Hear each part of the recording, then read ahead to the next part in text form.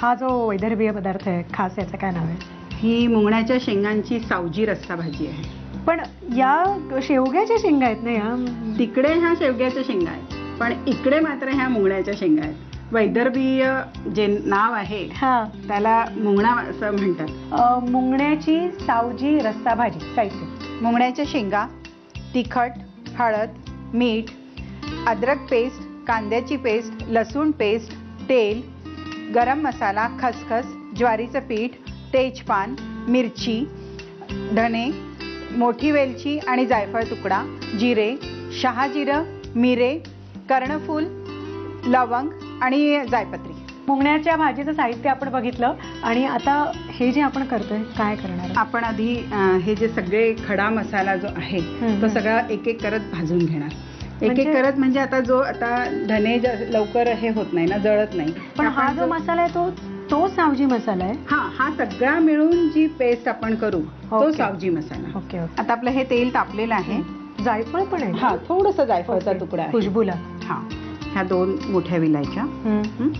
याला थोडं हे परतल्या की आता हे थोडं परतलं की बाकीचा आपोआप भाजला जाईल, कारण हे आपण एक एक करत सगळं घालणार याच्यामध्ये. हे कर्णफूल आहे. दगडी फूल आपण जे म्हणतो. नाही, दगडी फूल ते वेगळं. अच्छा, ते कर्णफूल भुसभुशीत असतं. हे कर्णफूल. कर्णफूल. त्याच्यानंतर आपण आता यात धने. ठीक आहे. एक साधारण 1 टेबलस्पून धने घेतले मी. त्याच्यानंतर मिरी आहे. एक 10 ते 12 मिरी आहे. ठीक आहे. एक 4 ते 5 आपण लवंग टाकतो आहे. तर हे एक एक करत टाकायचं. आणि जायपत्री आहे. छान, ह्यानी पण सुगंध मस्त मस्त मस्त. शहाजिरं हे अर्धा चमचा. हा, 1/2 टीस्पून. हे 1 चमचा जिरं. अच्छा. हे छान परतून घेऊया. त्यातच आपण आता ह्या लाल मिरच्या घालायच्या. आता खसखस साधारण 1 टेबलस्पून आपण खसखस घेतली. त्याचं प्रमाण जास्त आहे खसखशी. हा, खसखस. तमालपत्र 1. आता मसाले सगळे झाले. आता काय घालणार? आता याच्यामध्ये एक राहिलं आणखी.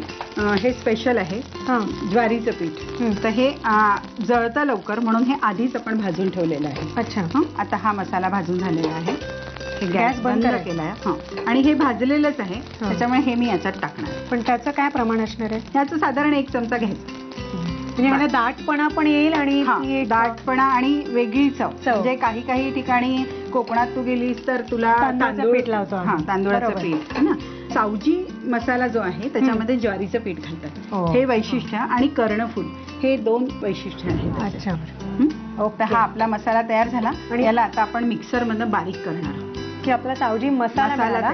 आता मुंगण्याची भाजी हे नेहमीची कांदा वगैरे घालून. मग ही आता आपली कांद्याची पेस्ट तयारच आहे. नंतर फोडणी घालायचं त्याला. मग ही पावडर करून घेऊया आपण एकत्र. आपण जो मसाला वाटला, कम्प्लीट गरम मसाला, तर वाटताना आपण त्याच्यात जायफळ फक्त ऍड केलं है ना. जायफळ टाकून आपण तो वाटून घेतला.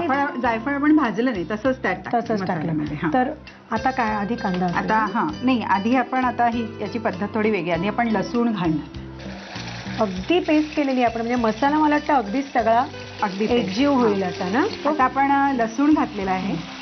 अद्रक घालणार आपण ही कांद्याची पेस्ट. हा कांदा थोडा हलका गुलाबीसर भाजून घेतलाय आणि मग त्याची पेस्ट केलेली आहे. त्याच्यामध्ये या मसाल्यामध्ये दाटपणा येण्यासाठी कांद्याचा फार कमी वापर करतात. म्हणजे बाकी ज्या ग्रेव्हीज असतात त्याच्यामध्ये भरपूर कांदा टोमॅटो असतो. याच्यात एक तू बघितलं असणार की याच्यात टोमॅटो पण नाहीये ना. काही विशेष छोट्या गोष्टी असतात, त्याच्याकडे आपलं लक्ष असायला पाहिजे की टोमॅटो यात नाही वापरलेला आहे, नाही का. पण हे तुमचं लक्ष एवढं बारीक बारीक आहे ना, तर मला मी सांगते. पण त्यामुळे त्या एवढ्या लोकप्रिय आहेत.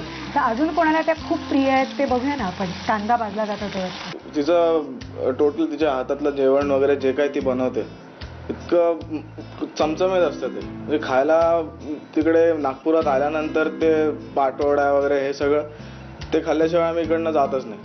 जे आले वॅकेशन्स वगैरे आलं की ते सगळं खाऊन त्या म्हणजे फरमाईश असते ती की बनवा, ती बनवते आणि मग ते खाल्ल्याशिवाय आम्ही इकडनं हलतच नाही. आता काय हवं आता हा कांदा थोडा झाला की आपण याच्यामध्ये हा मसाला घालणार. परत तो तेलात परतून. हा तेलात परतून, कारण आपण अगदी त्याला कमी तेल घातलेलं ना, आणि पाणी पण घातलंय म्हणजे त्यातलं मॉइश्चर आपलं जायला हवं. ओके. आता बघ मी याच्यामध्ये हळद घालणार. कमी कमी, तो रंग जायला नको. हा, आणि तिखट घालणार. तिखट भरपूर घालायचं असतं, पण आपण आम्हाला जायचंय मुंबईला परत. आणि चव बघितल्याशिवाय तर काही मी जाऊ देणार नाही. प्रश्नच नाहीये. आणि आता आपण ह्या मुंगण्याच्या शेंगा याच्यात घालणार आहोत. कसलं खरंच मस्त सुगंध येतोय. घालू एवढा बाय. हा, पण मग आता वाफ आणूया ना. आता एक वाफ आणू. तर आता आम्ही खूप पातळ नाही करणार आहोत, कारण आम्हाला भाताबरोबर खायला ते मगाची भाजी पण आहे. मगाची भाजी पण आहे, बरोबर. त्यामुळे खूप पातळ नाही करणार.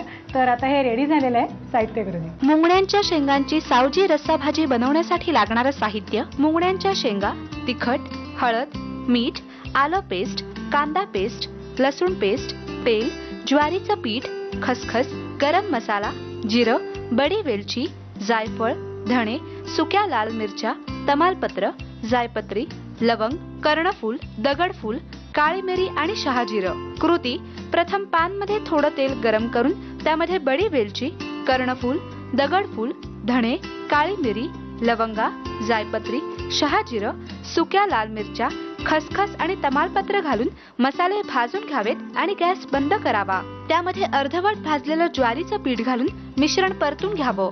हे भाजलेलं मिश्रण जायफळ घालून मिक्सर मधून वाटून घ्यावं आणि सावजी मसाला तयार करावा. कढईमध्ये तेल गरम करून त्यामध्ये लसूण पेस्ट, आलं पेस्ट आणि कांदा पेस्ट घालून मिश्रण परतून घ्यावं. त्यामध्ये सावजी मसाला, पाणी, हळद, तिखट आणि मुंगण्याच्या शेंगा घालून परतून घ्याव्यात.